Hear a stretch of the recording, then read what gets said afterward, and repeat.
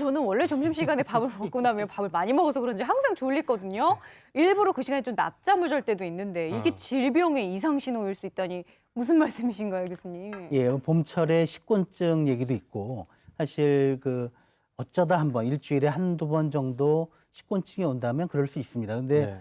밥만 먹으면 무조건 졸음이 와서 힘들다. 이런 분이라면 혹시 다른 원인이나 다른 질병이 이 식곤증을 가져오는 건 아닌지 한번 의심해 볼 필요가 있겠습니다.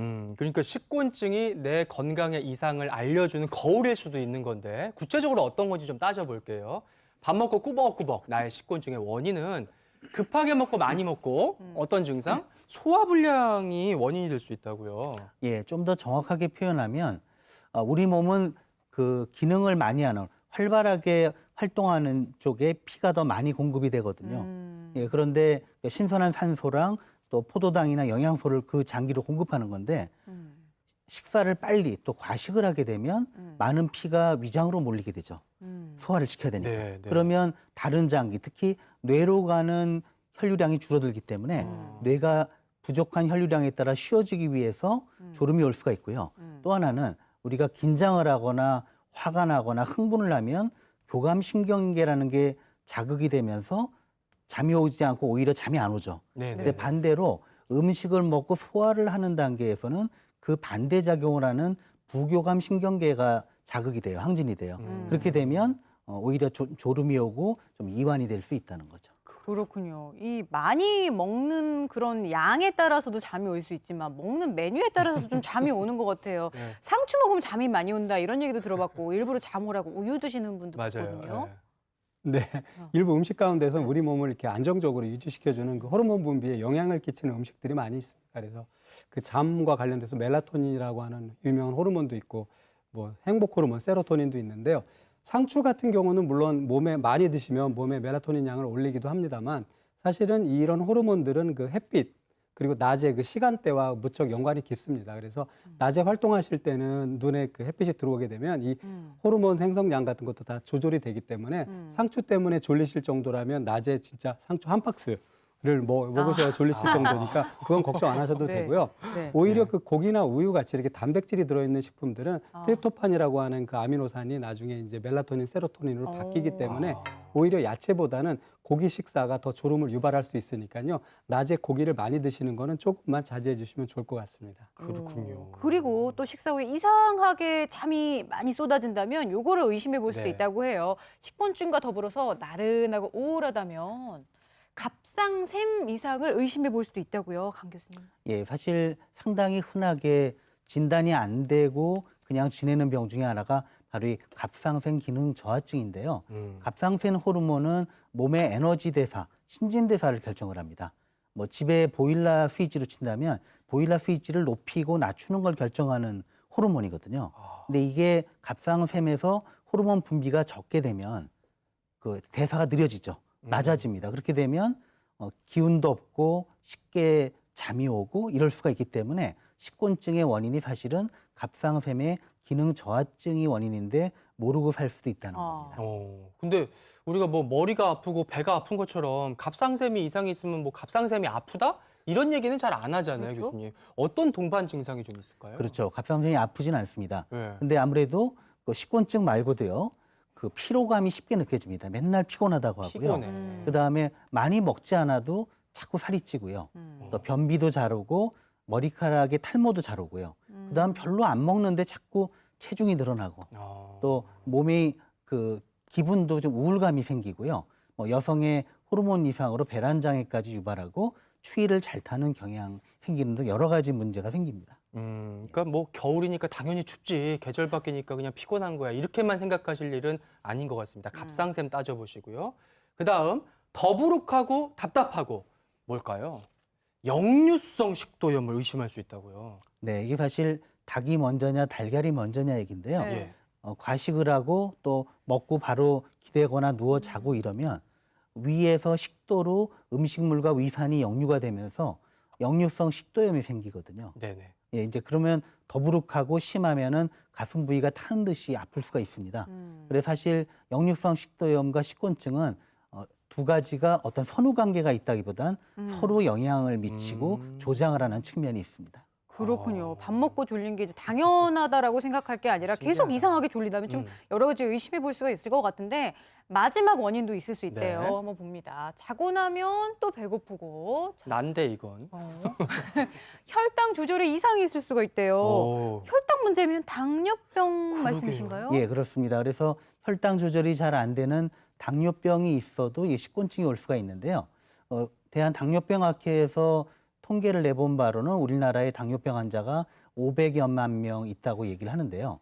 사실 진단이 안 되고 묻혀 있는 환자, 네. 증상이 없거나 검진을 못 받아서 묻혀 있는 환자까지 포함하면 음. 거의 약 800만 명으로 해당이 된다니까 5천만 인구 중에 800만이면은 굉장히 많은 숫자가 되겠죠. 근데 참 신기한 게 우리가 좀 졸리고 피곤하고 그러면 당 떨어진다고 단 걸 딱 먹으면 정신이 번쩍 들잖아요. 근데 반대로 당뇨가 있으시면은 식곤증이 온다. 이게 혈당하고 굉장히 밀접한 연관이 있네요. 예, 그렇습니다. 혈당이 너무 올라가거나 너무 내려가는 것 둘 다 영향을 미칠 수가 있는데요.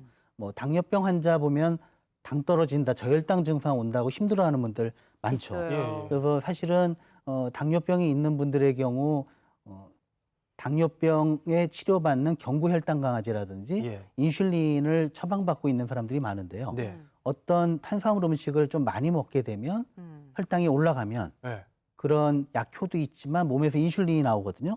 그럼 오히려 혈당이 더 많이 떨어져서 높았다가 오히려 저혈당이 올 수가 있거든요. 확 떨어져가지고. 예, 이렇게 되면 졸음이 올 수도 있고 기운이 없어질 수도 있는 겁니다. 그렇군요. 이 혈당이 확 높았다가 확 낮았다가 이렇게 되는 거를 우리가 왜 뾰족뾰족한 신발 스파이크 신발이라고 그러잖아요. 거기에 네. 빗대서 혈당 스파이크 이렇게 부른다면서요? 예, 그렇습니다. 사실 보통 당뇨병이 없는 정상 혈당 조절 능력을 갖고 있는 분들은 공복 혈당, 금식한 혈당이 100 미만, 그다음에 식후 2시간도 140 미만으로 잘 유지가 돼요. 그래서 저희 좀 보시면 안정적인 140 밑으로 편이에요. 다 안정되게 네, 네. 물론 기복은 있지만 네. 안에를 유지하고 있는데요. 이제 당뇨병 환자는 식후가 이제 126 이상, 식후 2시간, 그다음 식전은 126 이상, 식후 2시간은 200 이상으로 가는 게 당뇨병 환자거든요.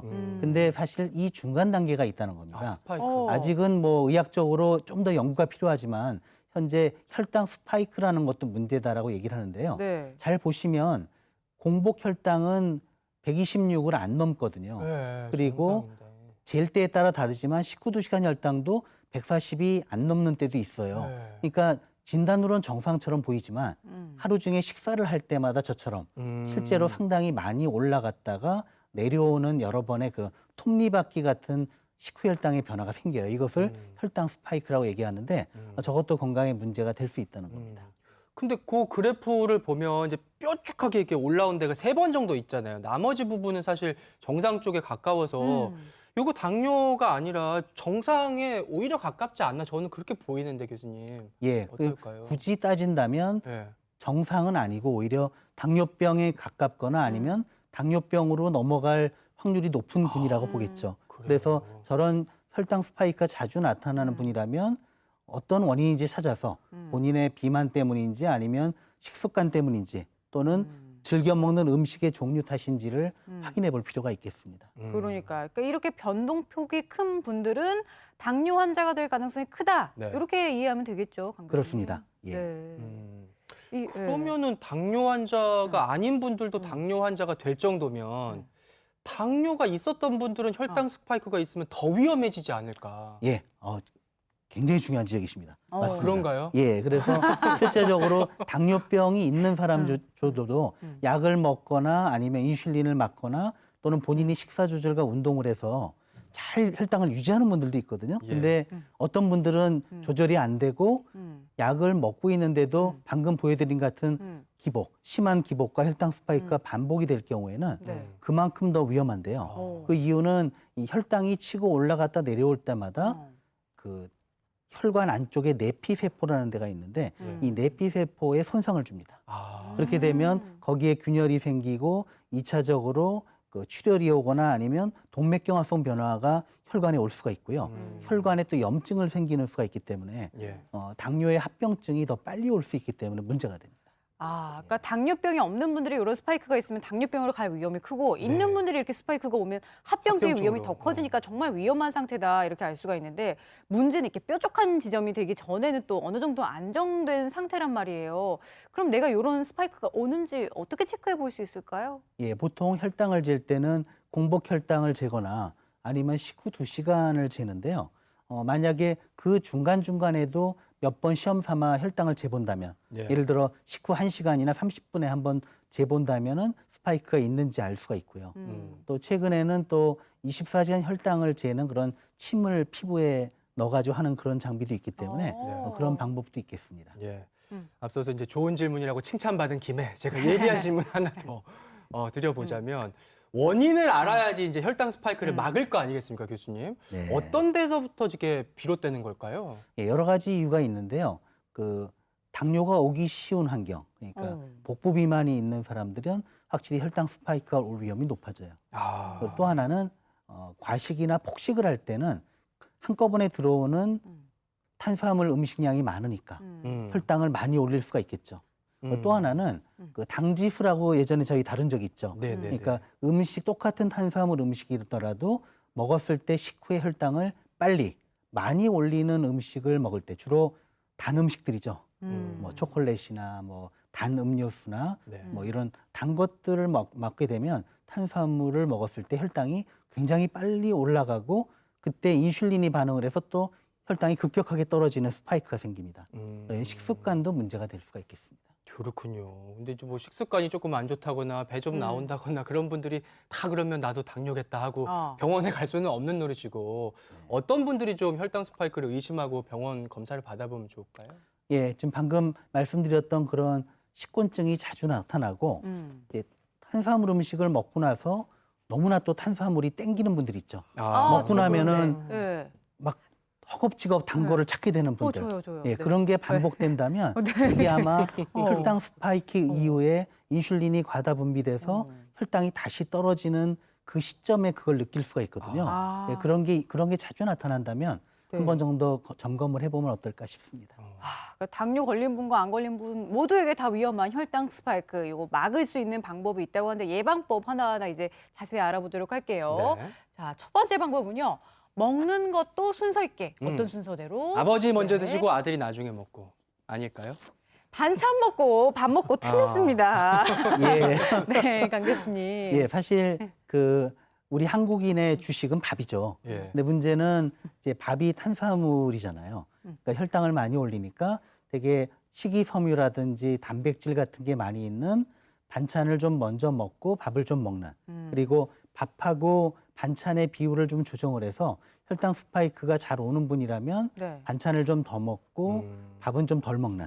하지만 또 하나 주의할 거는 반찬의 조리 방법에 그렇죠. 설탕이나 요리당이 많이 들어가면 네. 오히려 밥보다 더 혈당 스파이크 유발할 수 있거든요. 그렇죠. 그런 반찬의 조리법도 주의를 할 필요가 있겠고요. 또 네. 하나는 그 당지수가 높은 음식들, 주로 단 가공식품이라든지 이런 걸 좀 덜 드시는 것도 방법이 되겠습니다. 네. 그리고 당뇨 관리에 있어서 중요한 게 먹는 것만큼이나 운동하셔야 되잖아요. 운동도 근데 때에 맞춰서 하셔야 되는데 언제냐?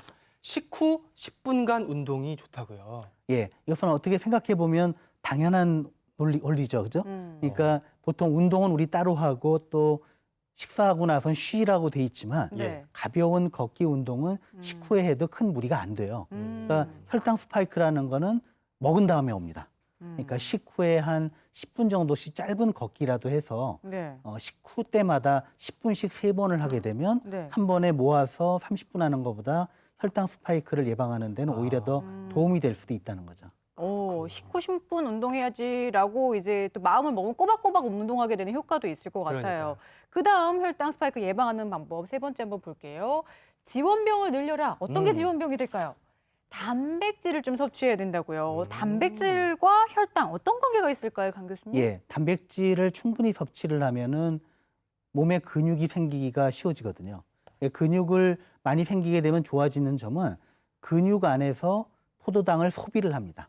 그렇기 때문에 혈당이 급격하게 올라가는 것을 막아주기 위해서 근육이 든든히 많이 있는 분들은 포도당을 소비를 하기 때문에 혈당 스파이크를 예방하는 데 아주 든든한 우군이 될 수가 있습니다.